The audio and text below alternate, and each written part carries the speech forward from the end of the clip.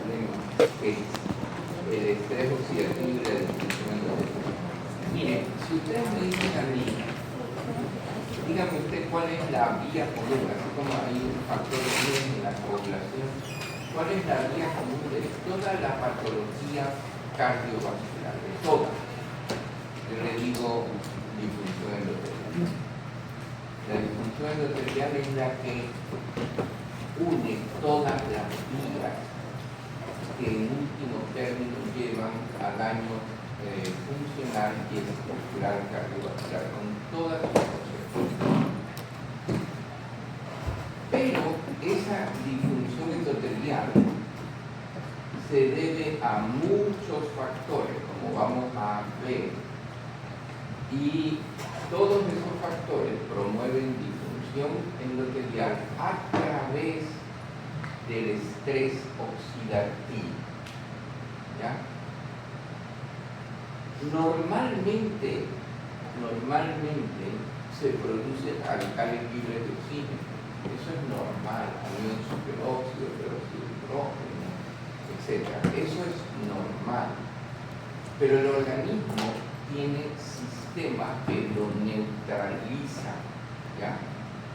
Y entonces tienen ustedes la dismutasa de superóxido, entre otras, que lo que van a hacer es neutralizar todas esas especies reactivas de oxígeno. ¿Qué es una especie reactiva de oxígeno? Productos del metabolismo celular. Que son capaces de transferir, ¿verdad?, cargas positivas. Entonces van a oxidar, ¿ya? Entonces, y ya vamos a ver algunos. Pero el estrés oxidativo es que una disregulación del metabolismo celular de estas especies reactivas de oxígeno que se va a caracterizar al fin del día por una disminuida biodisponibilidad de oxígeno, es decir, va a haber menos oxígeno. Y se produce porque la producción de radicales libres de oxígeno supera la capacidad de barrer esos radicales libres. ¿Sí está claro? Vamos a meternos en conceptos que yo estaba pensando sin verdad. Pero sí, esto decidí dársela porque me parece que es fundamental entender estos mecanismos. Miren, aquí está, les recomiendo esta, desde el 2009, Circulation Journal, que habla de función endotelial y estrés oxidativo en las enfermedades cardiovasculares. ¿Qué les parece? ¡Wow! Miren, todos estos mecanismos por los que estos son los mecanismos por los que las especies reactivas de oxígeno inducen disfunción endotelial. Y miren los factores que están condicionando el origen de esta disfunción endotelial. ¿Cuáles son? Hipertensión, hipercolesterolemia, diabetes mellitus, envejecimiento, obesidad, cigarrillo y menopausia. La menopausia, créanme que a mí me tocó dar menopausia en enfermedad cardiovascular y realmente les caen las 7 plagas de Egipto. La menopausia es una cosa de loco. Yo en algún momento llegué a pensar que era justicia divina. Pero en verdad que uno dice no puede ser que se pasen tanto tiempo en ventaja y de repente se arma un día. Entonces, ¿qué es lo que pasa? Todos estos factores que algunos llaman factores de riesgo, ¿qué van a hacer? Van a inhibir a todo el sistema antioxidante endógeno. ¿Ya? Entonces, la actividad de la dismutasa glutasa de superóxido, de la glutatión peroxidasa y de la catalasa, que lo que hacen es barrer los radicales libres de oxígeno, está disminuida por todos estos factores. De manera que los radicales libres que se van a formar no pueden ser neutralizados, ¿ya? Y entonces empieza el estrés oxidativo que al final va a llevar a esto, que es la disfunción endotelial. Pero miren lo complejo que es. Ustedes saben que cuando hay hipertensión, diabetes, todo esto, se va a producir una activación del sistema renina-angiotensina tisular. Déjenme ver por qué. Solo voy a poner el pensamiento.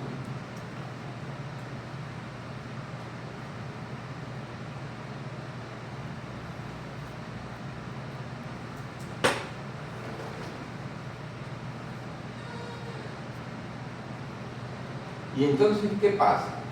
Se produce a nivel tisular angiotensina 2. Ustedes sí sabían que hay un sistema renina-angiotensina tisular y un sistema renina-angiotensina circulante, ¿ya? Y no necesariamente hay una correlación entre la actividad de ambos. Cuando hay hipertensión, hay activación del sistema renina-angiotensina, así como también la obesidad. Y miren cuando se juntan todas, hay obesos que son hipertensos, que son diabéticos, que son dislipidémicos, que fuman. Y dicen, yo lo vi ayer, y se lo veía a Rosaldo, un poco gordito, y hoy día se murió. ¿Sí me explico? Porque se está generando toda esta cascada. Entonces, ¿qué pasa si se activa el sistema renina-angiotensina tisular? La angiotensina 2 va a actuar sobre el receptor AT1 de la angiotensina 2. No se olviden de eso porque esta es la generadora de toda la activación del sistema de especies reactivas de oxígeno. Adicionalmente, durante todos estos procesos se van a activar la producción a nivel de los vasos sanguíneos de citoquinas proinflamatorias, como el factor de necrosis tumoral alfa. Y la propia hiperglicemia es capaz de activar a esta NADPH oxidasa, nicotina, adenina, dinucleótido fosfato oxidasa, la mamá de todos los problemas. ¿Ya? La hipertensión arterial, a través de los mecanismos mecánicos, va a producir una activación de las enzimas que van a producir los radicales libres, como el anión superóxido. No se olvide, anión superóxido, peroxinitrito, son radicales libres de oxígeno potente. Entonces, esta hipertensión arterial por el estrés mecánico sobre la pared vascular va a activar a todas estas enzimas que son promotoras de la formación de radicales libres de oxígeno. Entonces, ahí no se olviden la xantinoxidasa, la ciclooxigenasa. Y toda esta alteración de las especies reactivas de oxígeno y de los sistemas antioxidantes, va a haber una alteración en el transporte de electrones mitocondriales. Y la mitocondria empieza a formar radicales libres. Imagínense la mitocondria que tiene que formar ATP, empieza a producir radicales libres. Todo esto se está confabulando para en último término activar a la NADPH oxidasa. Hasta ahora vamos bien, porque lo dudé, porque esto es un poquito bastante molecular, pero yo creo que vale la pena. Entonces, se activan las especies reactivas de oxígeno. Y una vez que se activan las especies reactivas de oxígeno, ellas van a activar la vía de la fosfatidilinositol 3 quinasa. Y esto va a activar al RAS, y el RAS va a activar a la proteína quinasa activada por mitógenos y a la AKT. Y cuando eso sucede, empiezan a producirse factores transcripcionales que permiten porque al final del día hay los fenómenos de reducción. Y estos factores, ustedes han oído hablar del factor nuclear kappa B. Es muy interesante. Miren, yo les decía que en biología hay factores que promueven lo que sea aquí, formación de radicales libres de oxígeno, pero la naturaleza los contrabalancea activando un sistema antioxidante. Entonces, este sistema antioxidante, si yo no tengo todas estas condiciones, va a neutralizar las especies reactivas de oxígeno y va a haber un equilibrio. Cuando ese equilibrio se rompe, la producción de especies reactivas de oxígeno aumenta. ¿Y qué es este factor transcripcional? ¿Sí? Kappa B. Lo que tengo entendido es que cambia la configuración a nivel del ADN celular y hace que se produzcan más receptores para captar más células como los linfocitos, los Eso se llama las quimoquinas. Miren, la doctora tiene un buen concepto. El factor nuclear kappa B normalmente está en el citoplasma de la célula endotelial. ¿Qué pasa? Que ese factor nuclear kappa B está unido a un inhibidor. Eso es normal, eso es la condición normal. Cuando se produce la activación de las proteínas quinasas activadas por mitógenos de la fosfatidilinositol quinasa del AKT, ¿qué va a pasar? Que el inhibidor se separa del factor nuclear kappa B. Y el factor nuclear kappa B es un factor transcripcional. Se introduce en el núcleo de la célula y aumenta la expresión para la formación de moléculas de adhesión del BICAM y del BICAM. Y entonces, ¿qué va a pasar? Que la célula endotelial, si están familiarizados con el BICAM y el BICAM, estoy muy en la estratosfera, más o menos en la... Porque esto me pidieron que hable en el curso de fisiopatología endotelial para hablar de estrés oxidativo y función endotelial. Pero estos son elementos que la célula endotelial puede expresar y son moléculas de adhesión. ¿Y qué adhieren? Los monocitos, cuando van circulando por la sangre, encuentran estas moléculas de adhesión, se unen y después entran a la íntima y se transforman en macrófagos y empieza todo el proceso adherentil. Entonces, estos factores de transcripción, ¿verdad? En último término, ¿qué van a hacer? Van a hacer que haya un crecimiento de las células musculares lisas, que como entran los monocitos a la íntima, se produzca un fenómeno inflamatorio. Adicionalmente, como se produce la disfunción endotelial, la célula endotelial ya no produce el activador del plasminógeno tisular. Ya no deja de producir. Y empieza a producir el PAI-1. ¿Qué es el PAI-1? El inhibidor del activador del plasminógeno.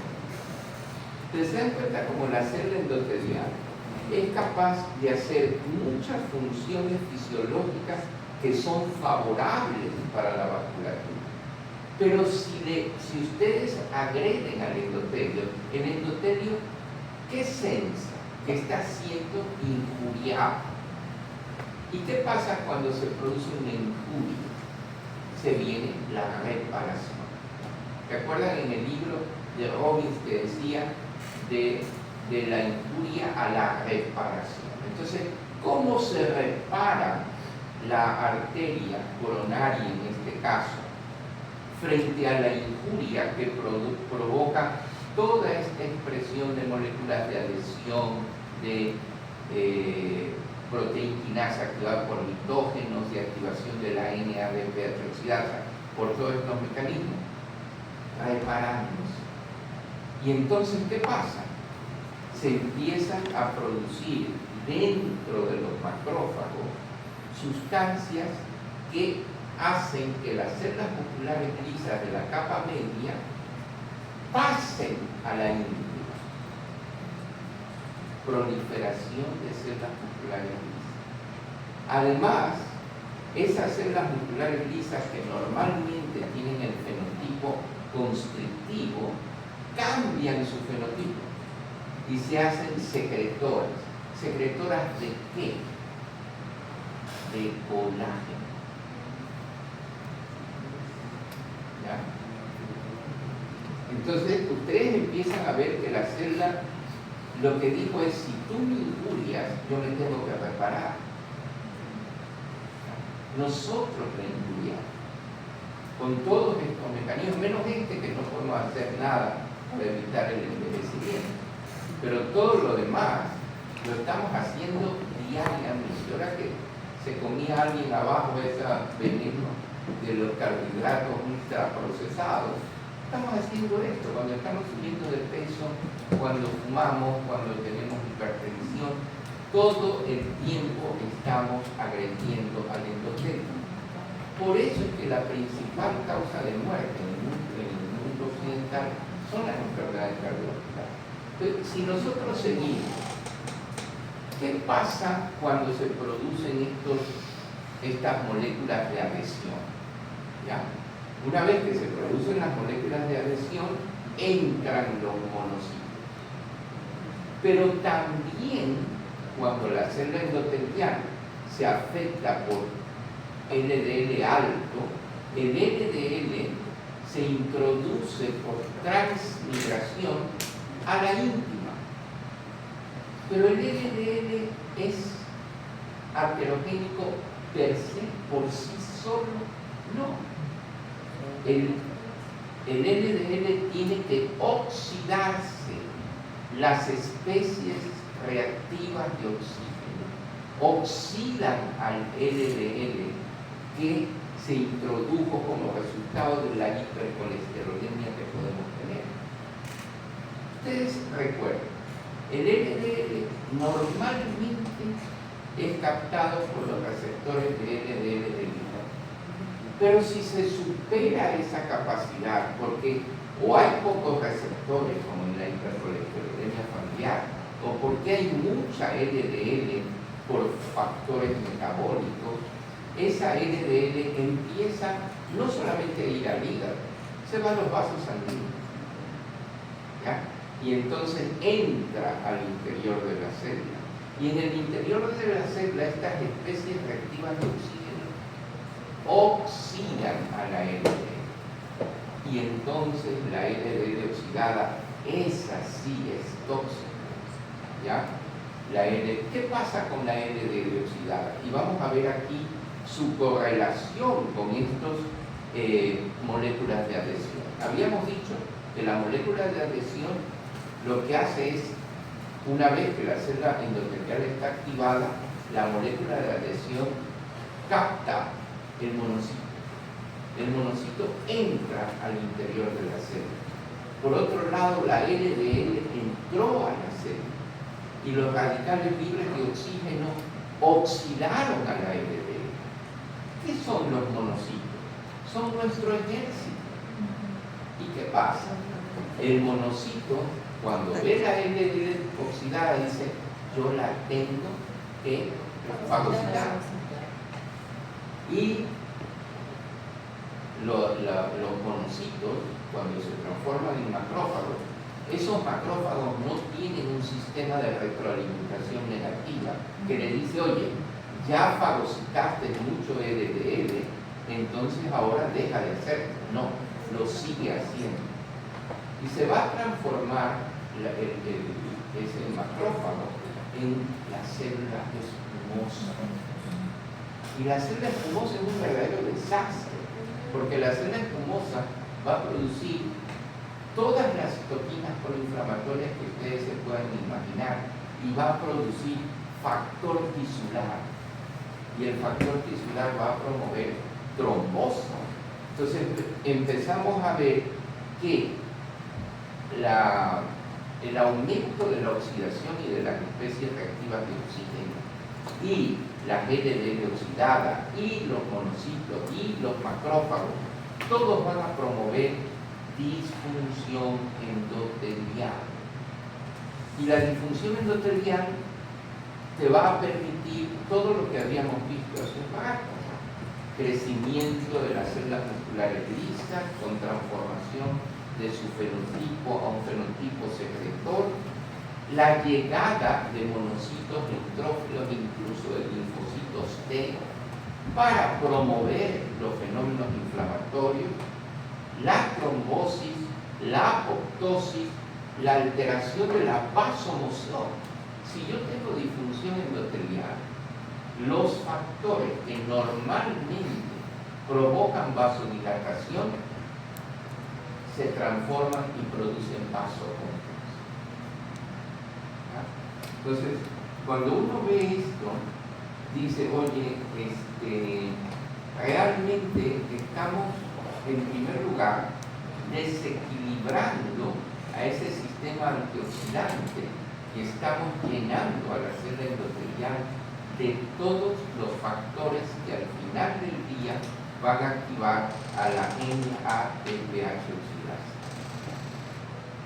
Y esta va a producir especies reactivas de oxígeno. Y estas van a producir todas estas cascadas que al final del día promueven todo eso. Entonces la pregunta es, ¿qué genera todo? El estrés oxidativo y la disfunción endotelial. Y esto es generado por todos estos factores. Miren, por ejemplo, cuando uno piensa en el sistema renina-angiotensina, uno automáticamente piensa en los fenómenos de vasoconstricción. Dice, es vasoconstricción. Pero miren qué hace el receptor AT1. Acuérdense, el receptor AT1 activa a la NADPH oxidasa y promueve estrés oxidativo. Y entonces la activación del receptor AT1 va a permitir que la proteína quimiotáctica monocitaria, ¿quién produce la proteína quimiotáctica monocitaria? El macrófago que llegó a la célula por disfunción endotelial. Y entonces este monocito que se transformó en macrófago y que produce esta proteína quimiotáctica monocitaria, ¿qué va a hacer? Va a llamar a más monocitos.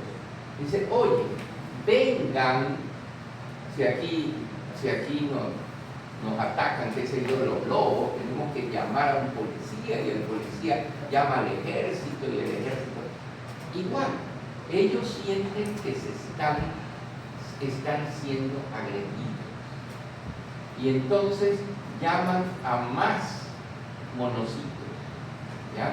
Y por último, se expresa, esta es una cosa muy interesante, empiezan a producirse vasos de neoformación. ¿En dónde? En la adventicia del vaso. Y nosotros pensábamos antes que el problema era fundamentalmente de la íntima, es de la íntima, pero también de los vasos de neoformación de la adventicia. Porque al final del día, ¿qué es lo que está tratando de hacer el vaso sanguíneo y la célula endotelial? Tratando de neutralizar todo ese desequilibrio que los factores de riesgo produjeron. Entonces, los vasos de neoformación de la adventicia lo que tratan es de liberar a esos monocitos, esos macrófagos, y de repente se rompen y se produce la hemorragia intraocular. Y ahí vienen los síndromes coronarios agudos. Y ya habíamos visto hace un ratito, miren, la activación del receptor AT1 produce disfunción endotelial. La disfunción endotelial hace que el factor nuclear kappa B se meta al núcleo, que aumente la expresión de genes para la formación del ICAM, Intercellular Adhesion Molecule. O sea, es una molécula de adhesión intercelular, y el BICAM, eso va a atraer los monocitos, va a producirse factores de crecimiento, van a producirse citoquinas. Y sobre las células musculares lisas va a haber migración de ellas, proliferación, y al final del día se van a producir metaloproteinasas de la matriz que van a degradar la cápsula y que van a romperla y formar los síndromes coronarios agudos. Además, el receptor AT1 por el estrés oxidativo promueve oxidación y captación de la LDL oxidada a través de ¿qué? De la expresión de un receptor que se llama el LOX1, que va a captar LDL oxidada y que se expresa en la célula endotelial. Y como habíamos dicho hace un momento, se rompe el equilibrio entre producción de activador. Ustedes y yo ahorita se supone que estamos produciendo activador del plasminoma muscular. Y eso hace que nuestra sangre esté en forma líquida.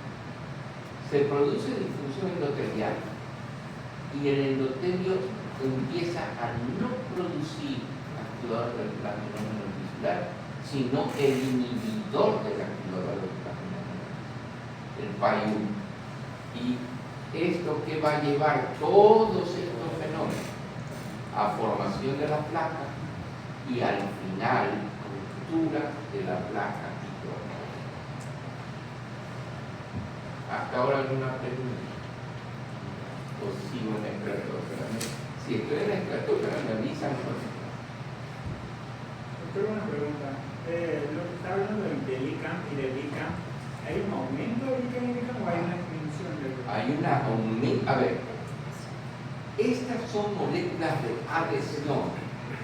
Los monocitos, si no hay ICAM y BICAM, pasan por ahí y se pierden.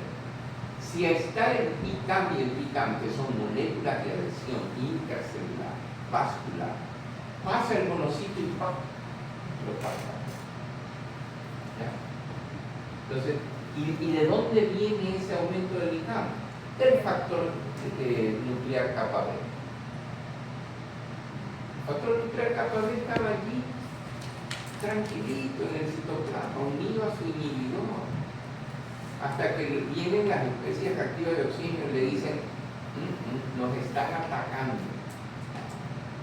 Salte inhibidor, porque necesito ir al núcleo para que el núcleo empiece a activar genes que me permitan repararme. Por eso es que los monocitos son muy importantes, porque la pregunta que ustedes me dirían: entonces terminemos con los monocitos, nos vamos a morir. ¿Sí me explico? Ellos hacen lo que tienen que hacer, que es defendernos de las agresiones, ¿verdad? Pero ellos no entienden el problema. O sea, ellos dicen: la vasculatura está siendo agredida, yo tengo que ir a reparar. Y en ese proceso de reparación se producen todos estos fenómenos que son complejos.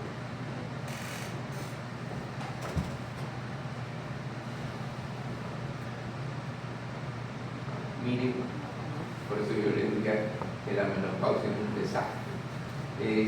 Alguna vez hablaremos de menopausia. Me tocó, ustedes han oído que en cardiología hay, en la Sociedad de Cardiología del mundo entero, hay esto de la cardiología de la mujer.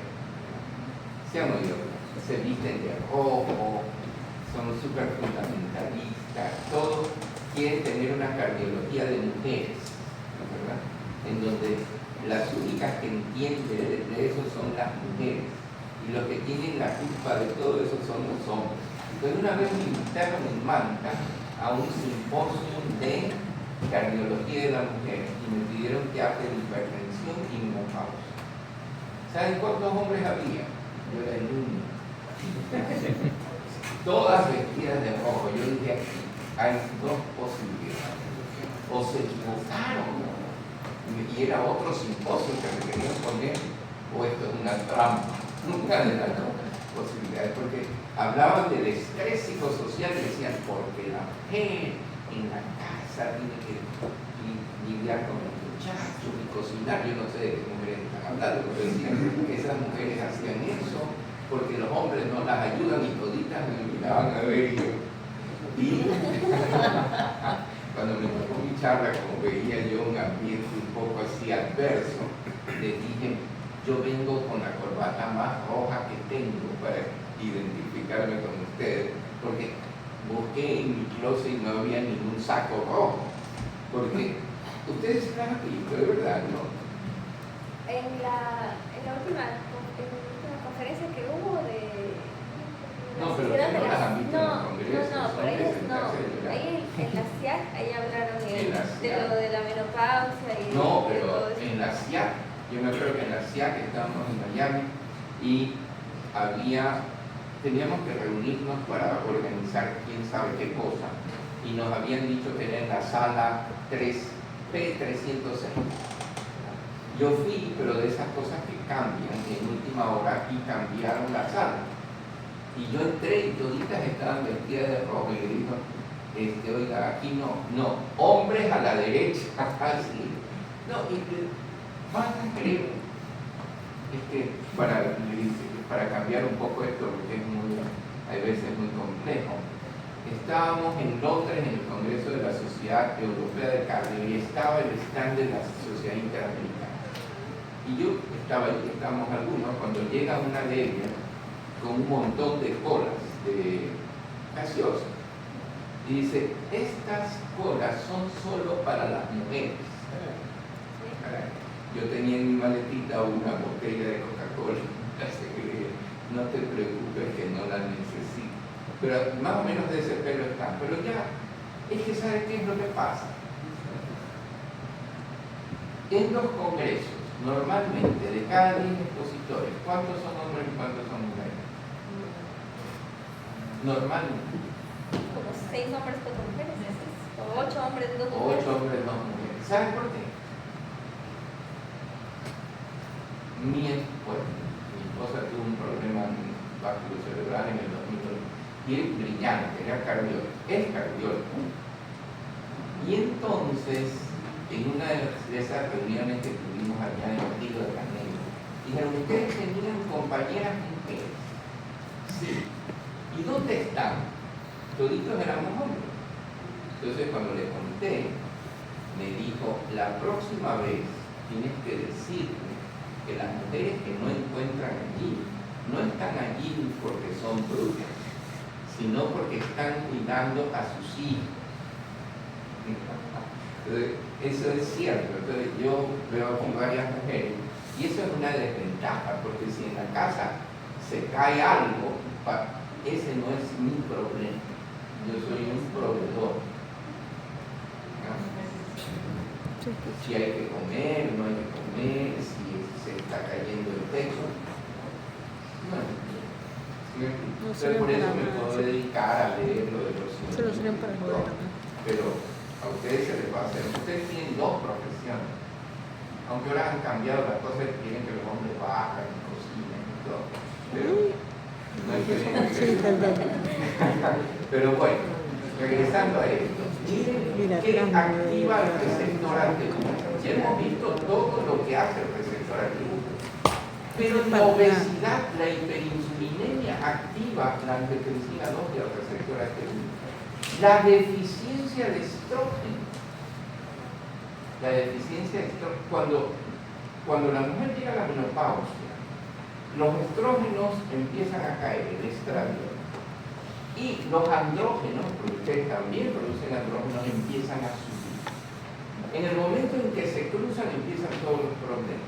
Empiezan a aumentar de peso como aumentan los hombres, se hacen barrigones. ¿Ya? Y todo cambia. Empiezan a tener hipertensión arterial, empiezan a tener dislipidemia heterogénica, todo, porque los estrógenos inhiben al sistema renina-angiotensina. De manera que la menopausia, por disminución de estrógenos, va a activar al receptor AT1. Y la hipercolesterolemia, ustedes me dicen, la hipercolesterolemia, ¿qué tiene que ver con el sistema renina-angiotensina? Tiene mucho que ver, porque activa el sistema renina-angiotensina tisular. Y entonces, una vez activado el receptor AT1, claro, hay vasoconstricción, pero también hay producción de especies reactivas de oxígeno con disfunción endotelial, proliferación, y la propia disfunción endotelial genera hipertensión arterial y aterosclerosis. Si van viendo, si hay algo que tengamos que repetir o ir más lento, me avisa, porque esto es tenso. Aquí entra en juego el óxido nítrico y el peroxinitrito en salud y enfermedad. ¿Qué les parece ese flujograma? Ya habíamos visto acá que todos estos estímulos inflamatorios producen una transmisión de señales inflamatorias, como la activación del factor nuclear kappa B, la activación de las proteínas activadas por microbios. Todo esto va a producir citoquinas proinflamatorias, factor de necrosis tumoral alfa, entre ellos. ¿Y esto qué va a producir? Miren, por un lado, las citoquinas proinflamatorias van a producir la inducción de la sintasa inducible de óxido nítrico. ¿Ya? Y entonces van a haber gran producción de óxido nítrico. Pero, por la activación de la NADPH oxidasa y la formación del anión superóxido, es uno de los radicales libres más tóxicos. Entonces, cuando hay mucho óxido nítrico y mucho anión superóxido, el óxido nítrico se une al anión superóxido y forma esta sustancia altamente tóxica, que es el peroxinitrito. Entonces, uno se pregunta y dice, oye, ¿no dije que el óxido nítrico era un elemento fisiológicamente favorable? Sí, en la medida en que no produzcas mucho anión superóxido. Cuando tú produces anión superóxido, y ya vamos a ver aquí que todo esto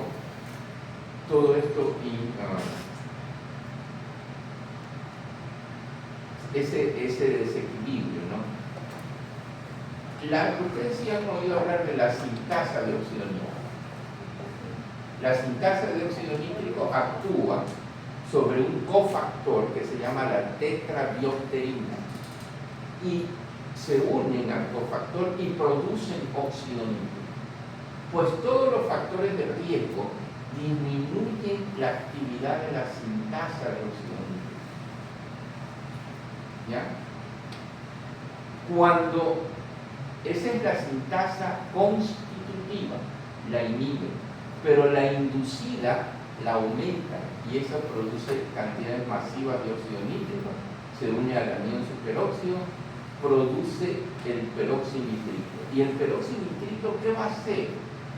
Va a producir una peroxidación proteica, de manera que las proteínas de la célula se peroxidan. ¿Sí saben lo que significa eso? Que se van a desestructurar las proteínas. ¿Ya? Y esto va a llevar a una activación.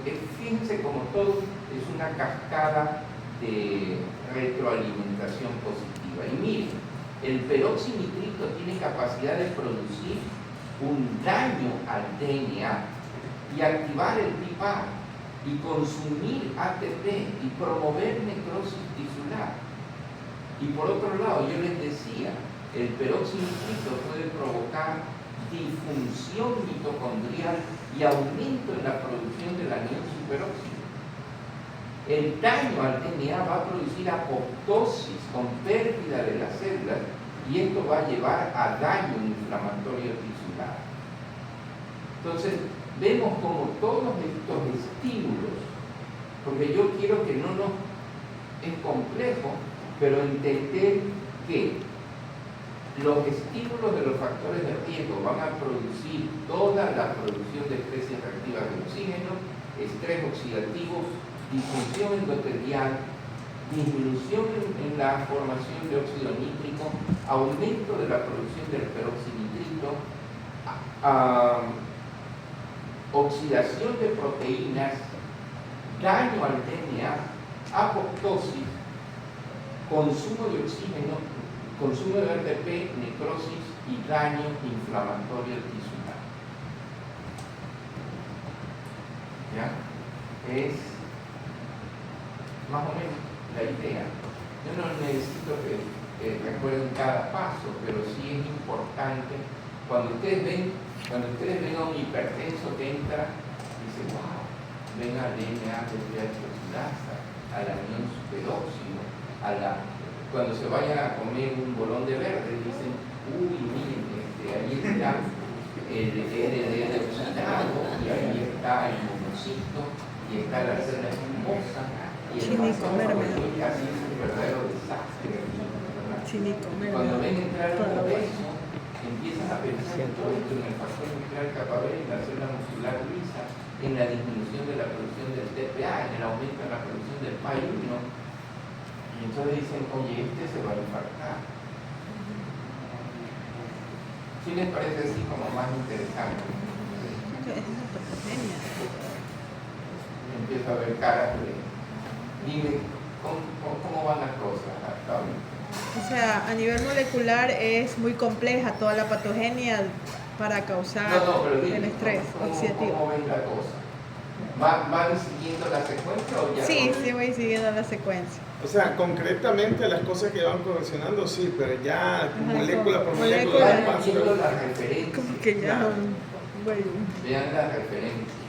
Claro, o sea, recordarme la síntesis. Entonces tú dices, oye, eso de la aterosclerosis ha sido bien complicado, ¿no? Hay gente que se pasa toda su vida. Hay gente que es experta en mitocondria. Pero recordar que la mitocondria cuando funciona va a producir radicales libres. Que las células, y ya vamos a ver después. Y ahí no terminan las cosas, o sea, miren, el estrés oxidativo, las especies reactivas de oxígeno, ya hemos visto que a nivel de la mitocondria provocan disfunción mitocondrial, ¿no es verdad? Aquí tienen una célula normal, viene la disfunción mitocondrial y va a llevar a todas estas cosas. Apoptosis o necrosis celular va a llevar a inflamación, o sea, la mitocondria, mientras funciona bien y no está bajo el estrés oxidativo, al final del día da la energía para que la célula funcione. ATP. Agrédela y va a alterarse todo su sistema de transporte electrónico y va a empezar a producir radicales libres de oxígeno. Y entonces a la célula normal la va a llevar a todo eso. ¿Han oído hablar de los telómeros? Ustedes saben que a medida que envejecemos los telómeros se van acortando. De esa manera, sí. Quería preguntar, ese justamente los telómeros, ¿qué opina de un tratamiento que se llama con la telomerasa? Dice que puede ayudar a que estos problemas son locales, tú no llegas a eso. Se ha visto que los inhibidores del RAS disminuyen la pérdida de los telomeros.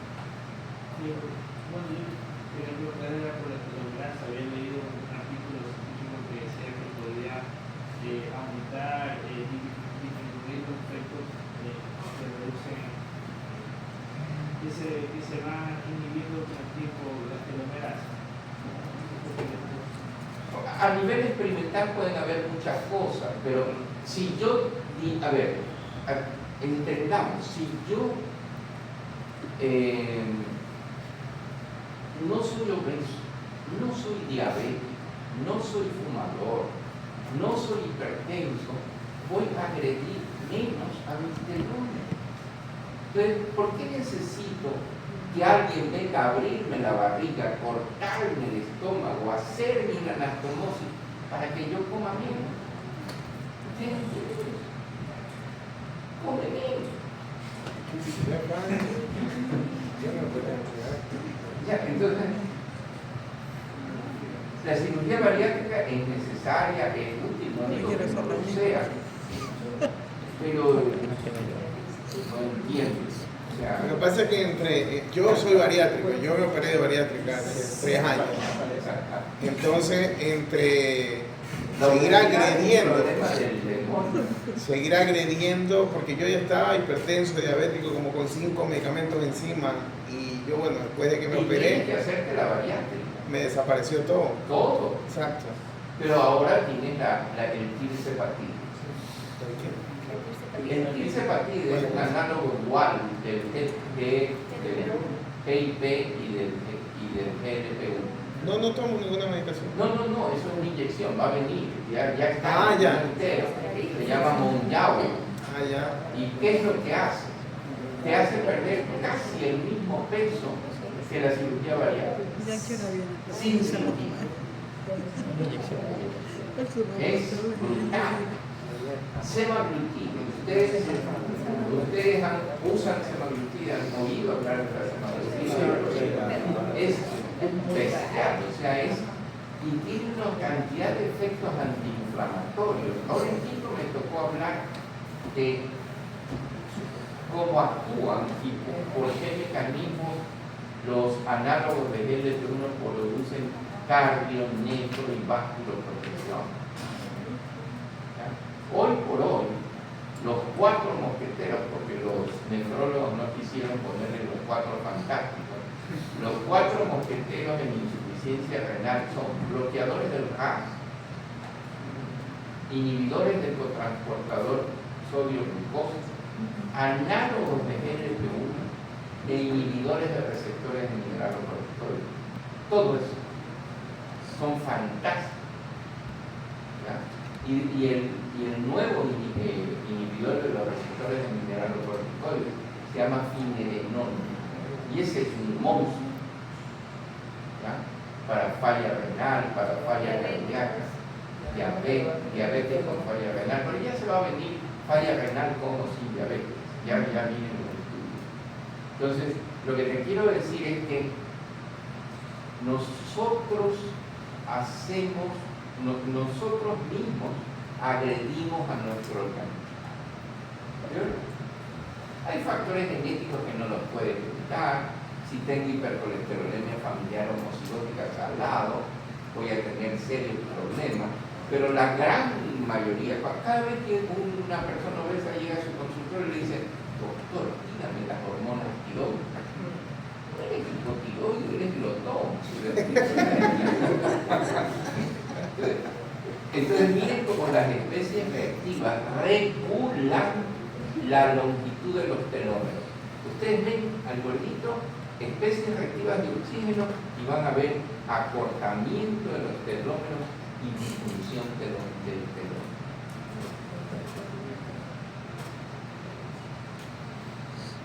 Es impresionante. Entonces cuando hablamos de todas estas cosas de estrés oxidativo y de disfunción endotelial, nos metemos hasta en los cromosomas.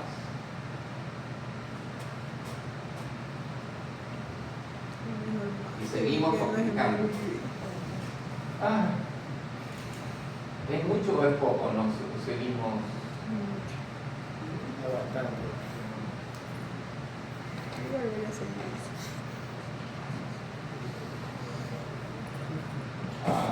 Miren. Qué precioso, dice. Muy precioso. Mírenlo, aquí a nivel del corazón, ¿no? Ustedes saben que en insuficiencia cardíaca se activa todo el sistema renina, angiotensina, aldosterona, sistema nervioso simpático. Pero ¿qué es lo que esto va al final del día a producir? Activación del receptor AT1, aumento de especies reactivas, disfunción mitocondrial, y todo esto va a disminuir la contractilidad, va a promover arritmias, va a promover hipertrofia y producir muerte celular. Me quiero meter en algo que me parece interesante. O sea, cuando nosotros tenemos falla cardíaca, ¿qué pasa con el retículo sarcoplástico? Eso es bien importante. Y todo esto tiene que ver con estos mecanismos. ¿Qué es el retículo sarcoplástico? En falla cardíaca, el retículo sarcoplástico juega un rol fundamental. Es una organela citoplásmica cuya función es regular la concentración intracelular de calcio. ¿Han oído hablar de la cerca? ¿Ya? El retículo sarcoplástico. Entonces, ¿qué es lo que sucede en falla cardíaca? La sobreestimulación adrenérgica hace que los receptores rianodínicos, ¿se han oído hablar de los receptores rianodínicos? ¿Sí? Los receptores rianodínicos están en el retículo sarcoplástico. Entonces son tetrámeros y se disocian. Entonces, ¿qué pasa? Los receptores rianodínicos empiezan a no ser capaces de, cuando entre el calcio por los canales de calcio en la fase 2, ese calcio activa los receptores rianodínicos sacan el calcio del retículo sarcoplásmico, lo mandan al citoplasma, el calcio se une con las cabezas de actina y miosina y se produce el diglutición. Y entonces, ¿qué hacemos? No hay una adecuada liberación de calcio del retículo sarcoplástico. Entonces no va a haber generación. Y para colmo de males, la cerca, que es la enzima que tiene que recaptar el calcio del citoplasma para meterlo en diástole en el retículo sarcoplástico, tampoco funciona bien. ¿Ya? ¿Qué hacen los beta bloqueadores? Los beta bloqueadores, ¿qué es lo que hacen? Producen una reorganización de los receptores rianodínicos. Por eso es que los beta bloqueadores mejoran la fracción de eyección. No es por su efecto hemodinámico negativo, pero esto toma tiempo. ¿Ya? Estuvimos ahora eso fue en Cartagena. Cuando oigan a uno que se llama Luis Echeverría, salgan corriendo a oírlo porque es brillante. Él hablaba ahí de cuando había un loco en Suecia, por los años 80, que llegó un paciente en falla cardíaca con edema pulmonar y el residente lo llama y le dice: oye, tengo esto, ¿qué quieres que haga? Dale un beta bloqueador. Creo haber oído mal, repiten, porque en esa época pues los beta bloqueadores pasaron de estar contraindicados a estar indicados. Y una de las razones por las cuales funcionan los beta bloqueadores es por el reacoplamiento de los receptores rianodínicos, el aumento en la activación del cerca y el manejo adecuado del calcio intracelular.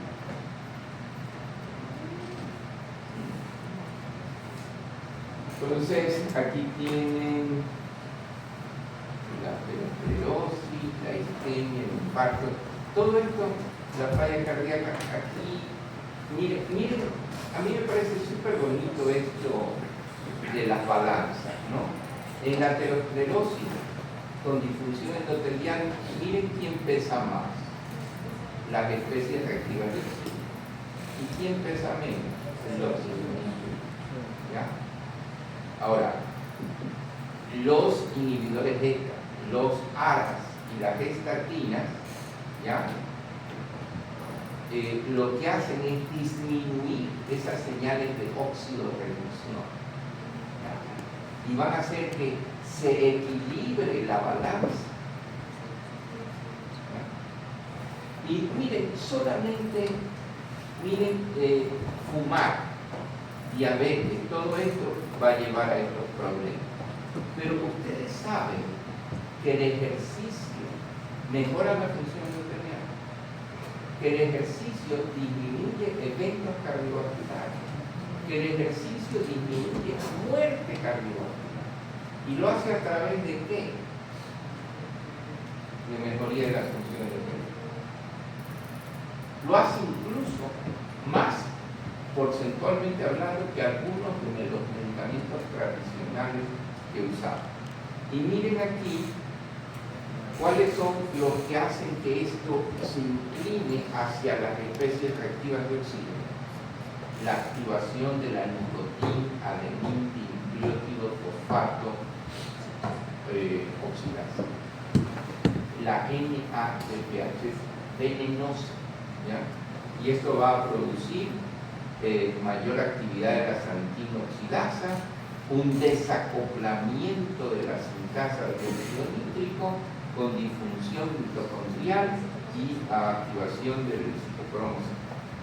Pero miren los mecanismos todos, diabetes, hipercolesterolemia, envejecimiento, hipertensión y cigarrillo, todos a través de la producción de las especies reactivas de oxígeno del anión superóxido van a llevar a enfermedad vascular. La diabetes se está transformando en una pandemia. Ahora ya hay adolescentes obesos con diabetes tipo 2.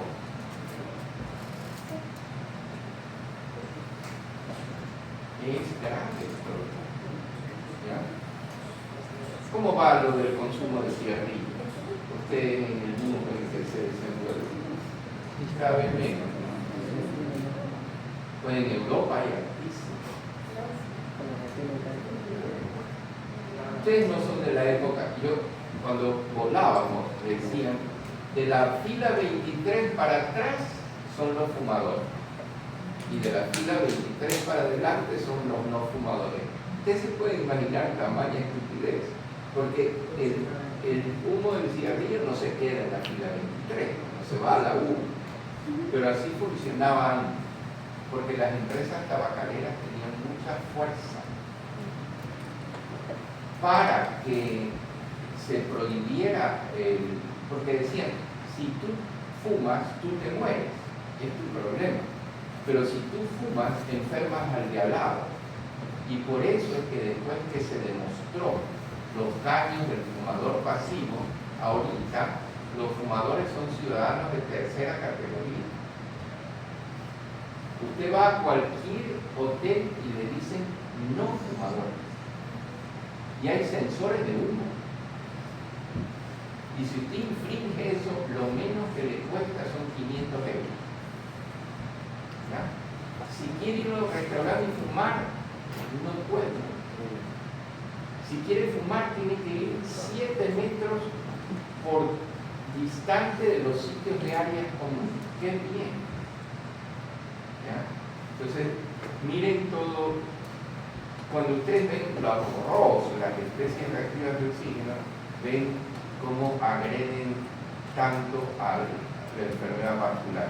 Pero ¿qué sensa el endotelio? Que lo agreden y que él tiene que reparar.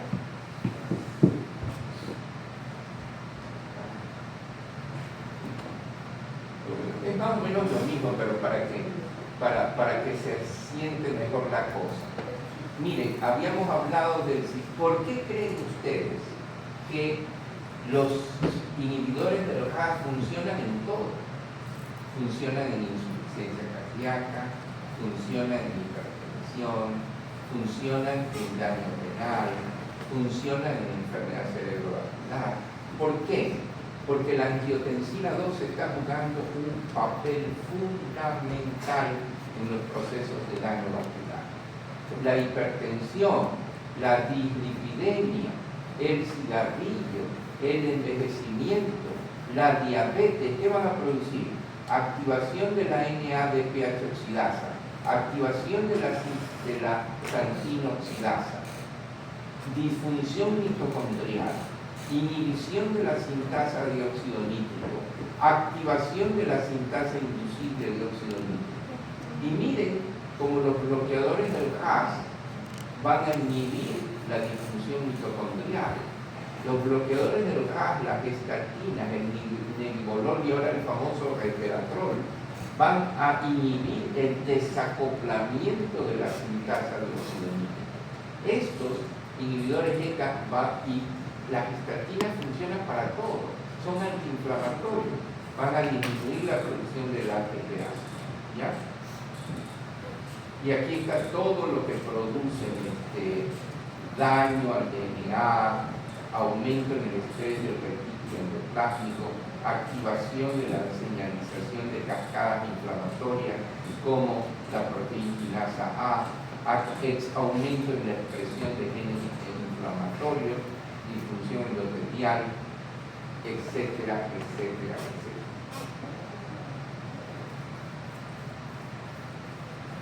En obesidad,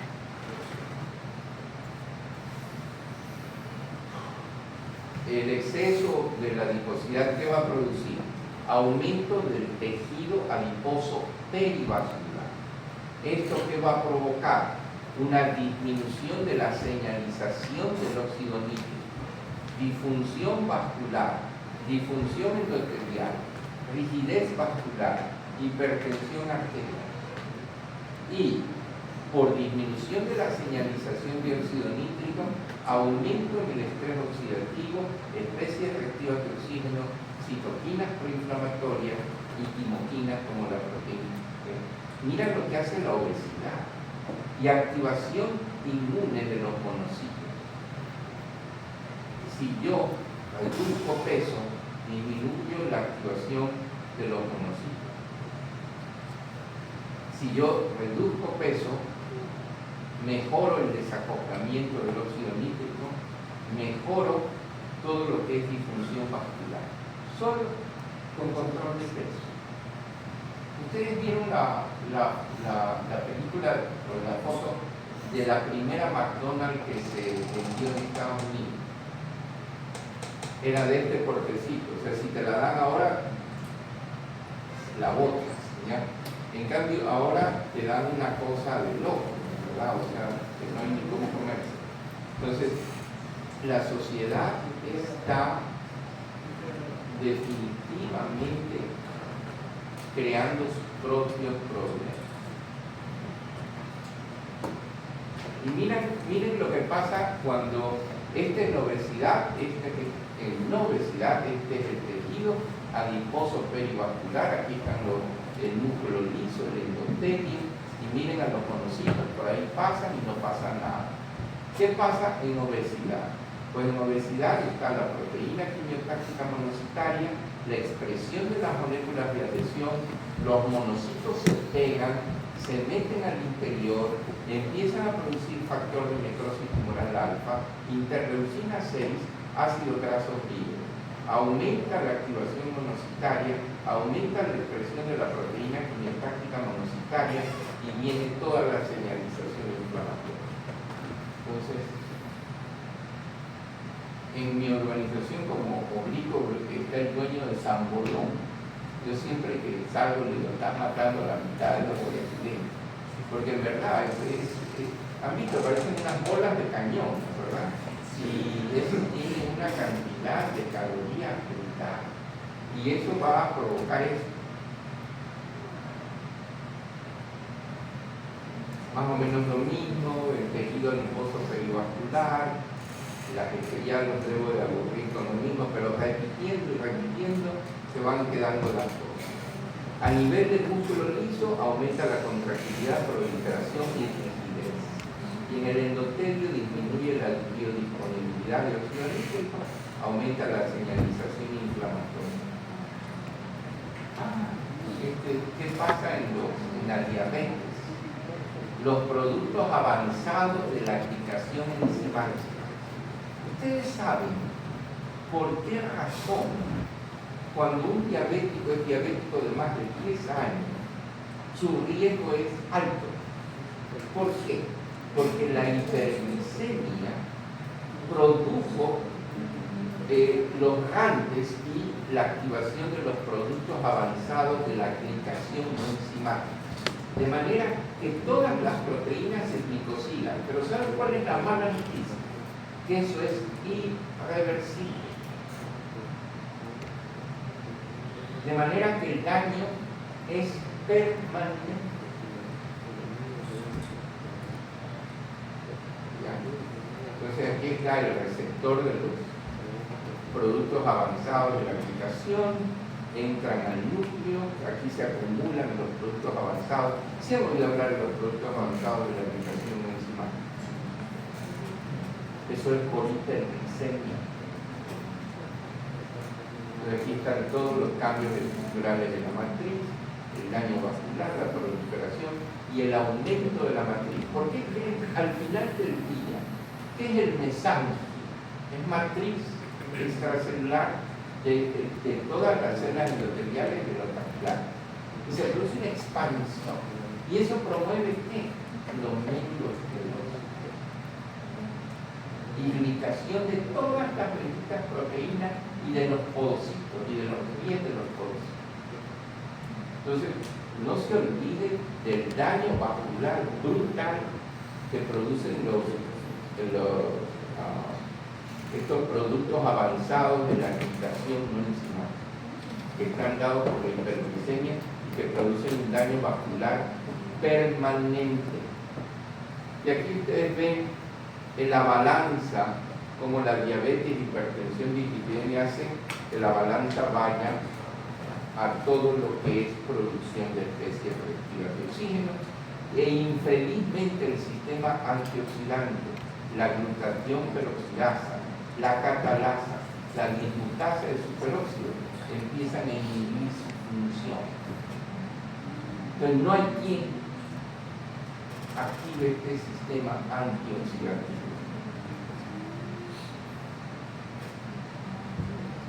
¿Por qué aumentan los ácidos grasos libres en la obesidad?